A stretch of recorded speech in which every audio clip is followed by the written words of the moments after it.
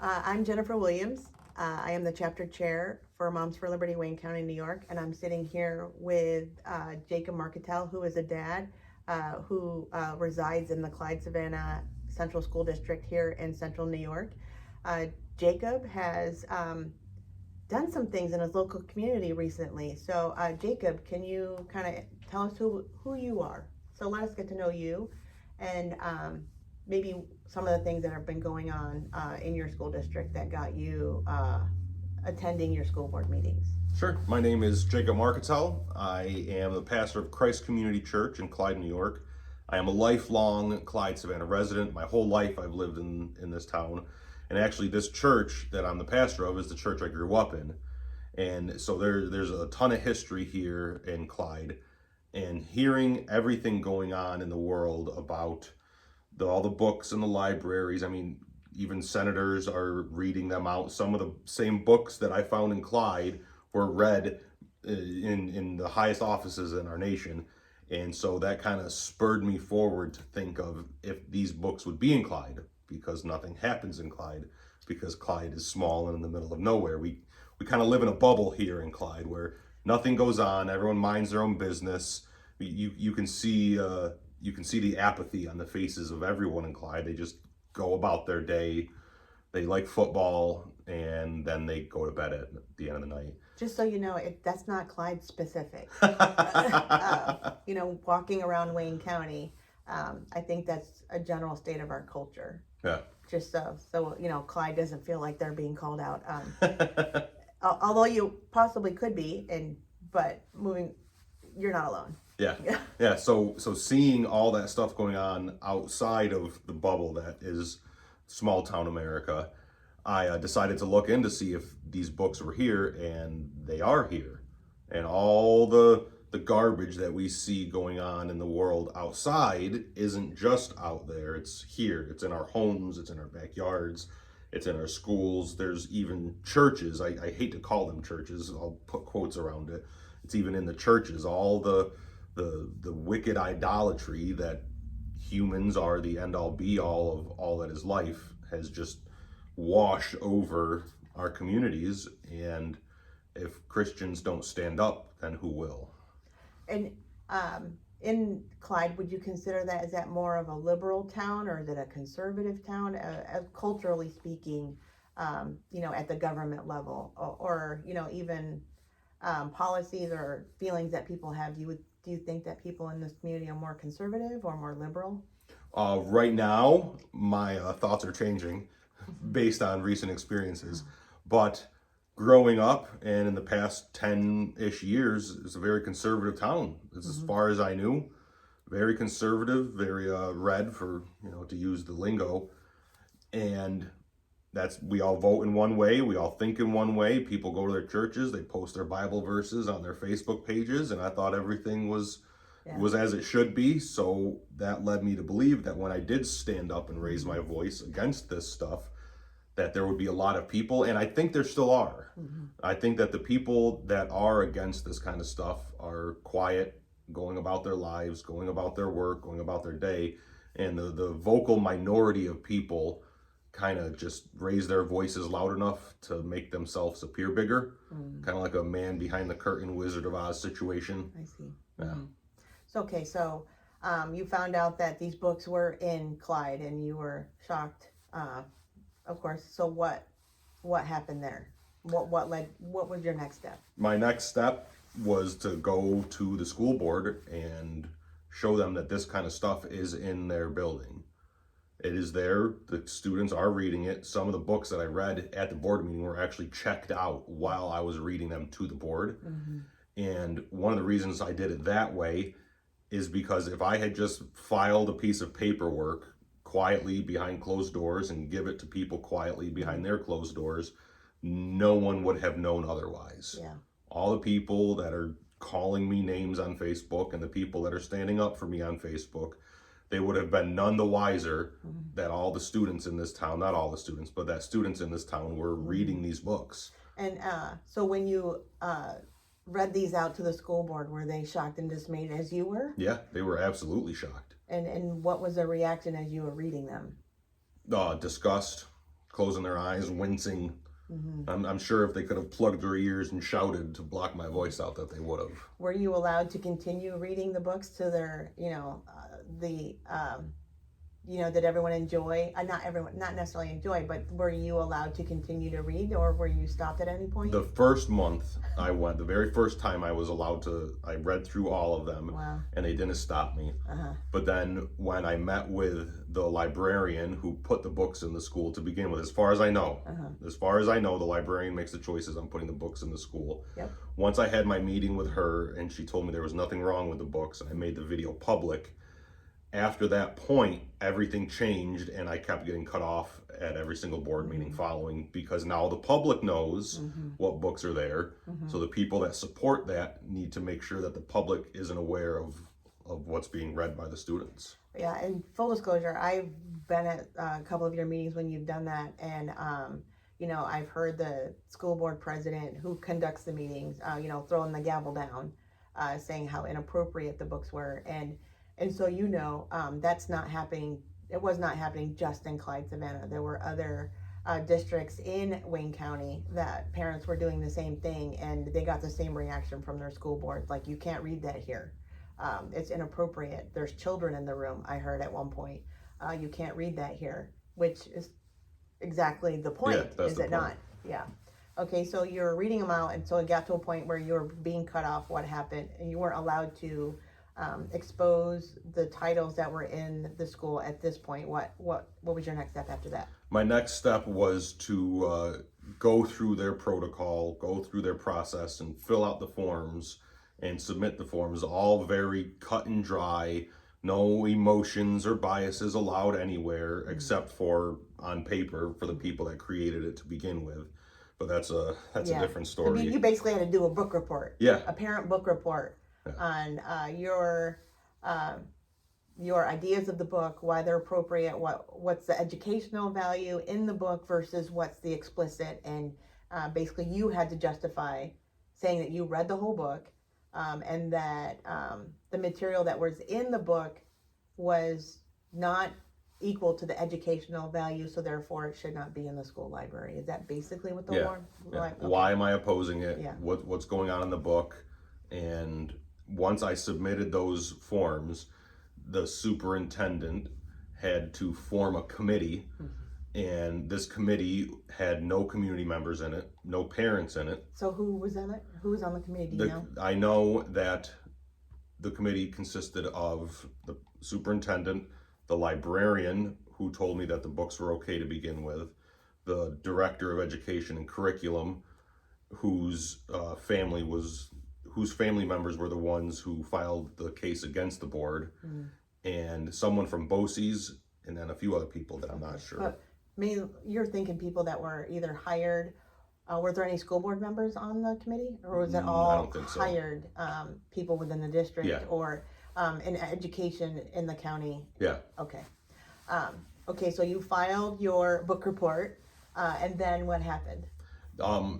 After I filed the book report and the committee was formed, they had a number of days. They actually had up to 90 days to come to a conclusion, which would have put us into this school year, because I started this last school year.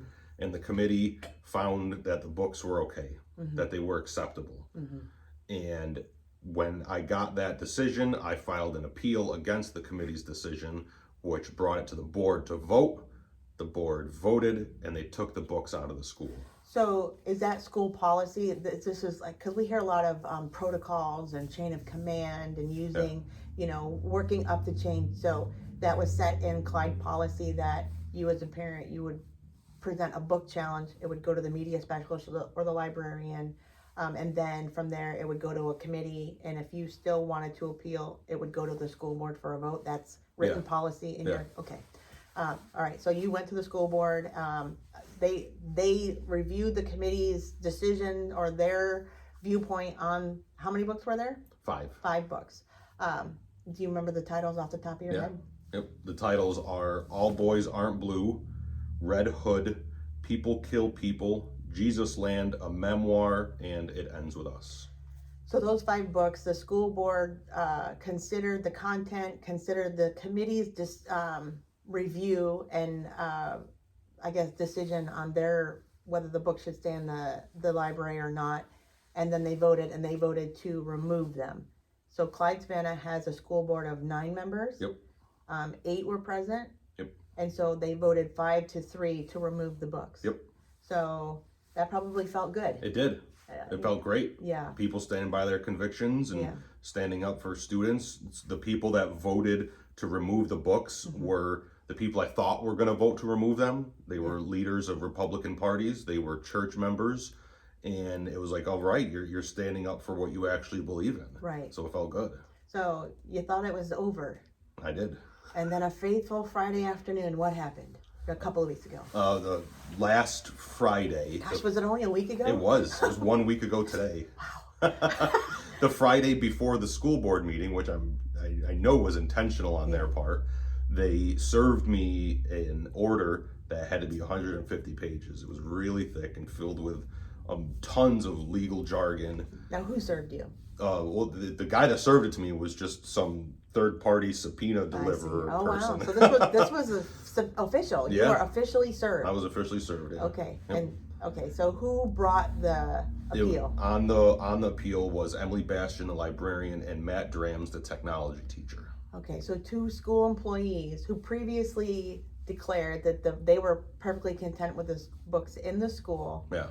You followed procedure, and so now they're following their I guess mechanisms that are in place that they're not happy with that. So they filed an appeal against the school board and you personally, or I was named as a necessary party, but as last Wednesday's board meeting went, I don't know what necessary party meant. Okay. I assumed it meant that I was necessary and I was going to be involved with things. So I'm assuming the school board was served with the same appeal you were. Yeah. So if you were served with the papers, the appeal, the same as the school board was, that would indicate that you were in fact part of the appeal. Yeah.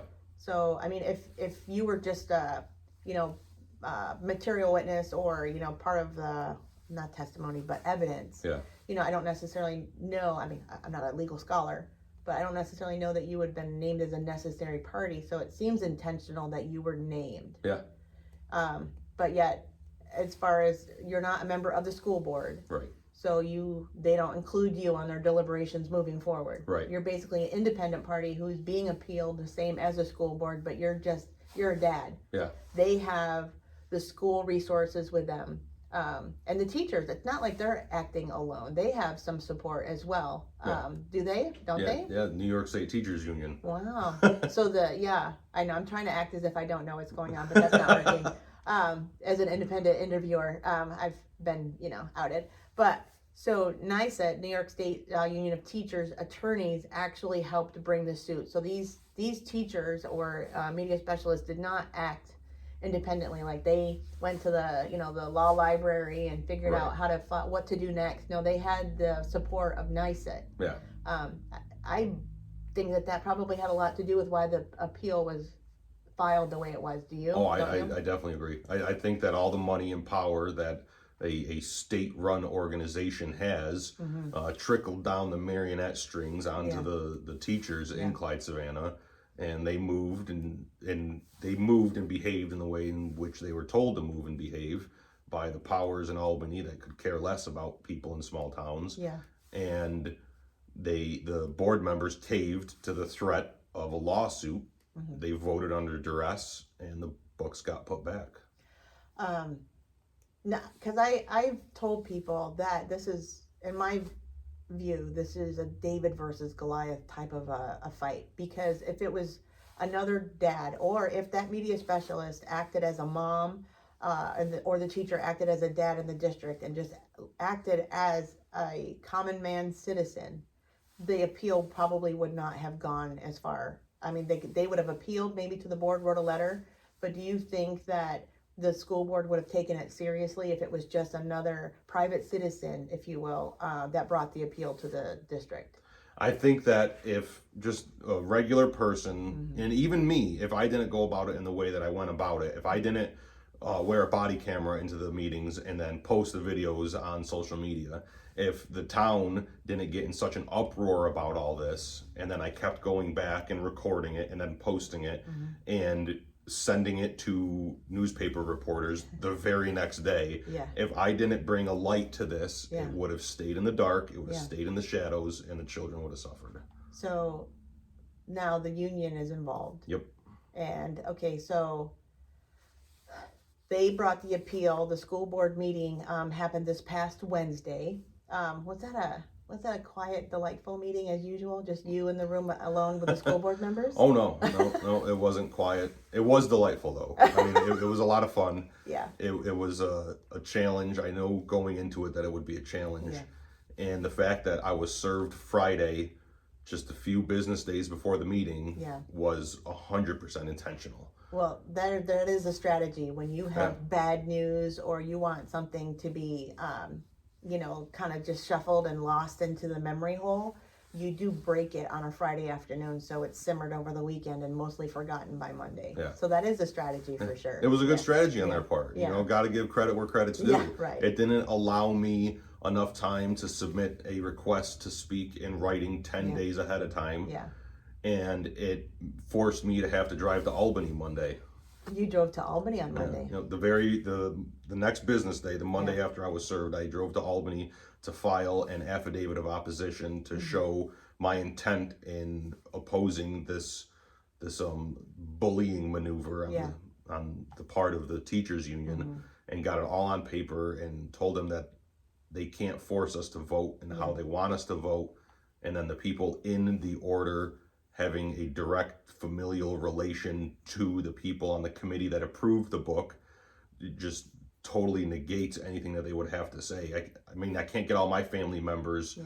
to support me legally. They can support me emotionally and spiritually, but as soon as I have someone in my family that's in a position of power, using that position of power against people that are against me, then that muddies the water Yeah. all the more. And that does it is complicated in a small town because everybody knows everybody. Yep.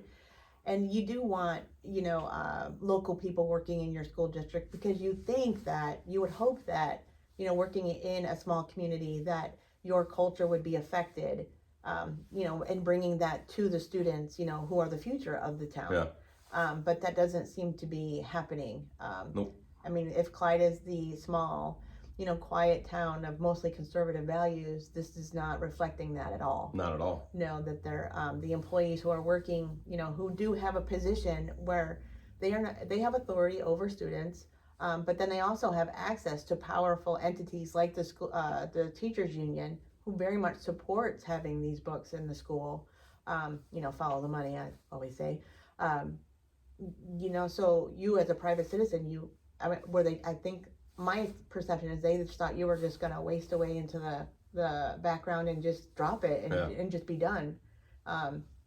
Did they know that you filed your appeal, your affidavit on Monday? Yeah, I had to spend a big chunk of change to have it overnighted. Wow. Because I had 3 days to take action from Friday, which would have meant Wednesday. Wow. So I drove to Albany on Monday, and then Tuesday I overnighted the affidavit of opposition to the New York State Teachers Union lawyer, to the superintendent, and to the board president. Wow. That's amazing. Okay, so now, in the school board meeting was quite a ruckus. There was some local media there. Yep. There was, I don't even know. I don't math very well. So how many, in your estimation, how many people do you think showed up to the meeting? Because we did advertise that this was happening and that community support was needed. I, as a chapter chair of Moms for Liberty Wayne County, I got blasted on social media, which I don't really care.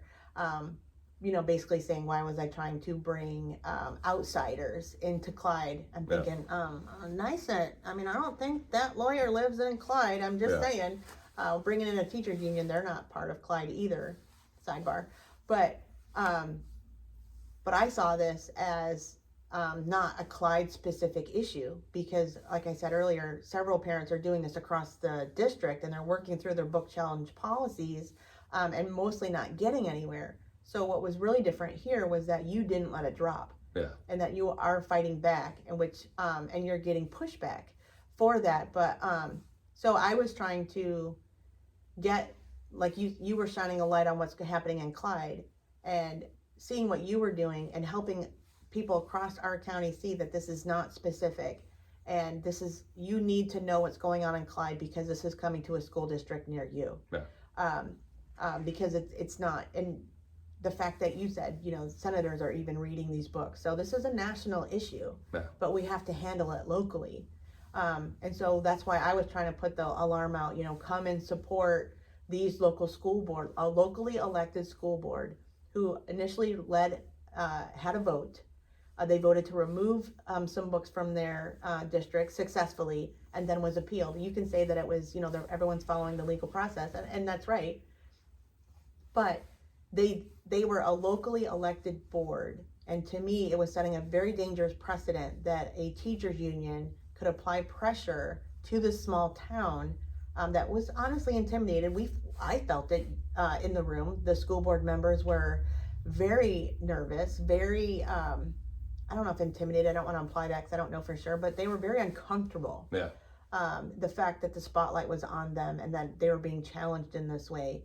And several of them tried to say what their objections were. Some of them still voted no to not put the book in, and tried to even read penal law, New York State penal law, that basically expresses that distributing porn or explicit material to minors is against the law. It's a criminal offense. Yeah. And we're shut down. Or even talking about their own morality of they feel like it's morally wrong to have these books, but they felt pressured under the law, under the so-called law, that they had to put them back in. That was palpable. Yeah. And it was a very ruckus sounding meeting. The community did show up, mostly opposed to putting the books back into school. Yeah. Which I was encouraged by, but at the same time, it makes it difficult because you do see that maybe there's enough common sense people who do understand that these books should not be in the school, but yet feel powerless on how to move forward to remove them. Yeah. So I just wanted to take a moment and talk to you about that because the fact that you're courageous and one dad standing alone in a district, because a lot of times you were the only person from the district attending these meetings and shining the light on that, and you're taking quite a few arrows. Yeah. Living in a small community, how has that, and like you said, you have generational history here. Everybody knows everybody. Yeah. How has that affected you personally? Personally, I'm an exception. I don't really care if people are talking trash about me. It shows their hand all the more.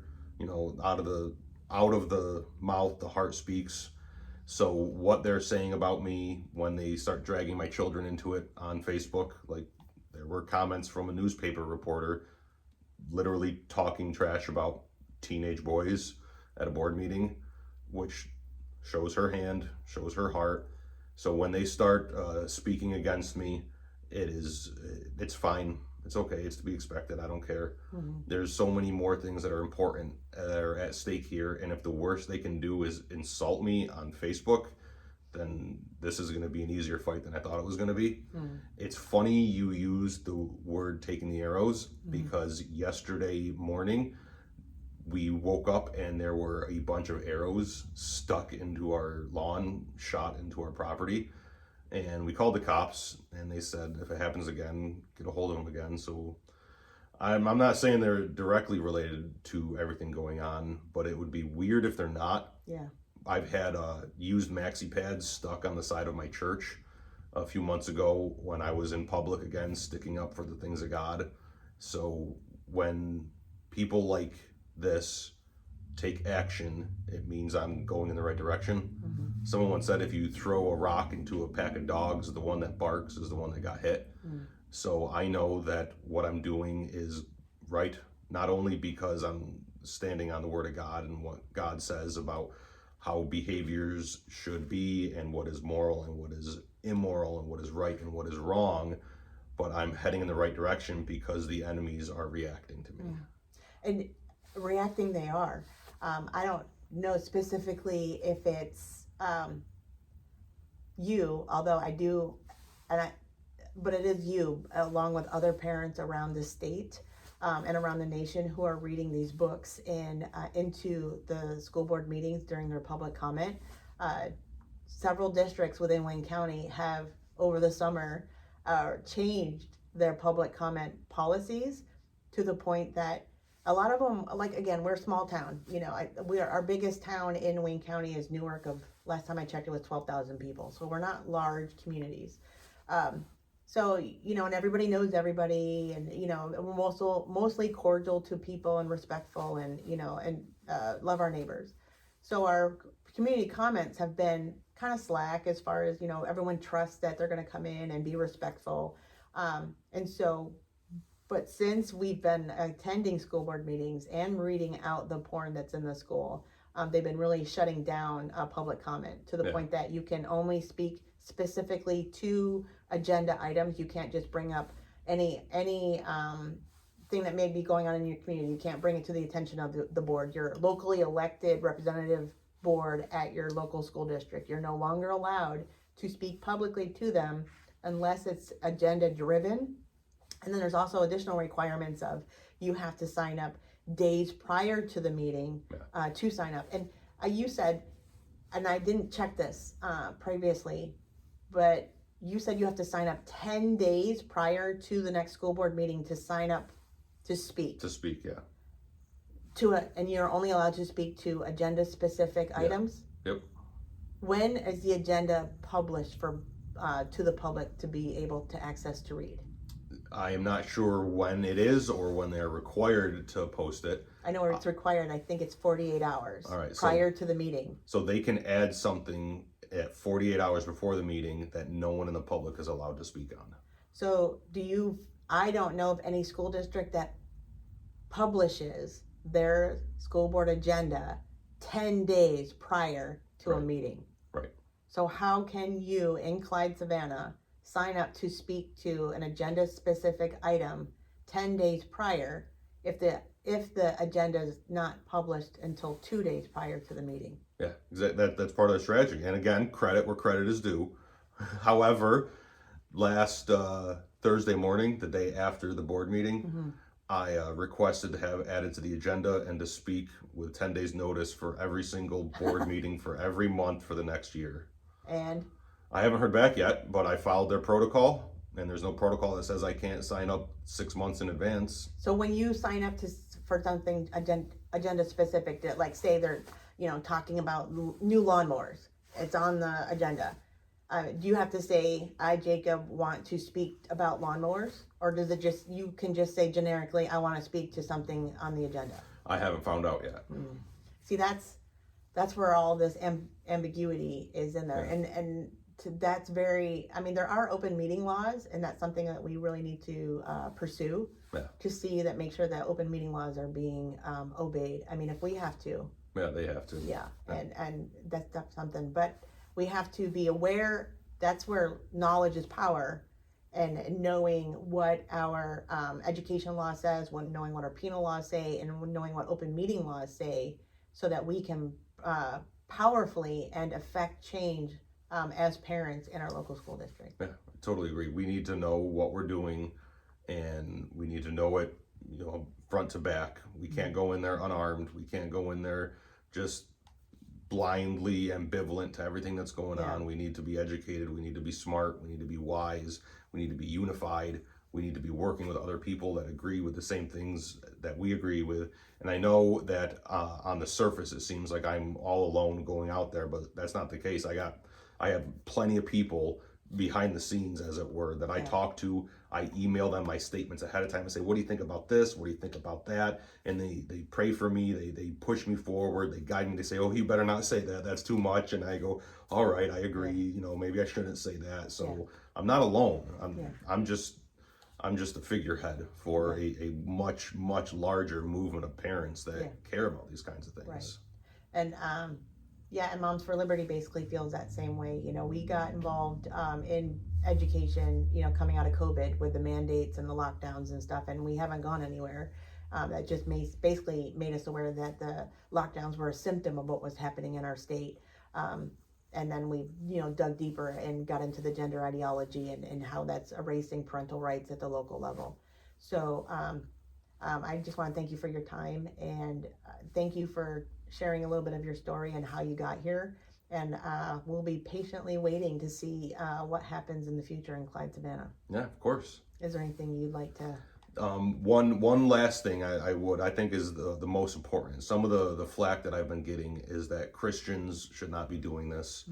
It's not our place. We just need to be kind and smile and be nice, quiet, go with the flow kind of people. And maybe for the past 10 years, that's how Christians have been. But if we were to look at the bigger picture historically, it's the exact opposite, actually. Matthew 14:4, it says this, that it's talking about John the Baptist. It says, "For Herod had seized John and bound him and put him in prison for the sake of Herodias, his brother Philip's wife." And then this is Matthew 14:4, "Because John had been saying to him, 'It is not lawful for you to have her.'" So what we have here is a Christian appealing to the law of God and speaking it directly face to face with a political figurehead, the king, King Herod. We have a Christian standing on the law of God, confronting the corrupt political system of his day. It ended good for John the Baptist. If you guys know the story of John the Baptist, I do mean that it ended good for John the Baptist. Yeah. So we have to take his leading. We have to do like the Apostle Paul did. We have to not be afraid of the authorities that are over us, because they have an authority above them. Well, thank you for that encouragement. You're welcome.